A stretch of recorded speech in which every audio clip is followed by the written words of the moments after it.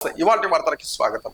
2029లో జరిగే ఎన్నికలకు సంబంధించి వైసీపీ టీటీడీలు ఇప్పటికీ నుంచి ఆయుధాలను రెడీ చేసుకుంటున్నాయా, వాటికి పదును కూడా పెంచుకుంటున్నాయా అంటే అవుననే సమాధానం వినిపిస్తుంది. దీనిలో ప్రధానంగా గత ఎన్నికల్లో ల్యాండ్ టైటిలింగ్ యాక్ట్స్ టీడీపీ వైసీపీని ఎలా అయితే దెబ్బ కట్టిందో ఇప్పుడు తిరుమల లడ్డులో వ్యవహారాన్ని కూడా అదే కోణంలో చూస్తుంది. దీనిని వచ్చే ఎన్నికల వరకు ప్రజల మధ్య చర్చకు ఉంచాలన్నది టీడీపీ పక్కా వ్యూహం. దీనికి తోడు తాజాగా బీసీ రిజర్వేషన్ అంశం కూడా టీడీడీకి కనిపిస్తుందని నాయకులు చెబుతున్నారు. అసెంబ్లీలో లాబీల్లో మీడియాతో మాట్లాడుతున్న అధికార పక్షంలో ఎమ్మెల్యేలు తమకు ఆయుధాలు రెడీగా ఉన్నాయని, మళ్ళీ విజయం తమదేనని చెబుతున్నారు.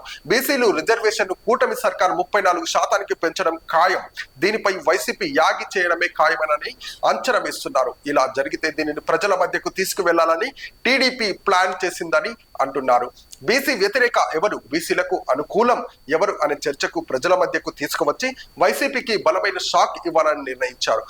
ఇప్పటికే రాష్ట్రంలో బీసీలకు ఓటు బ్యాంక్ ఎక్కువగా ఉన్న నేపథ్యంలో రిజర్వేషన్ ద్వారా వారిని తమకు అనుకూలంగా మార్చుకోవాలని డీపీ వ్యూహం అదైన హాయంలో పెట్టుబడుల కల్పనకు పెద్దపీట వేస్తున్న సర్కార్ వైసీపీ హాయంలో పెట్టుబడిదారులను ఎలా తరిమి కొట్టారో ప్రజలకు వివరిస్తూనే ఉంది.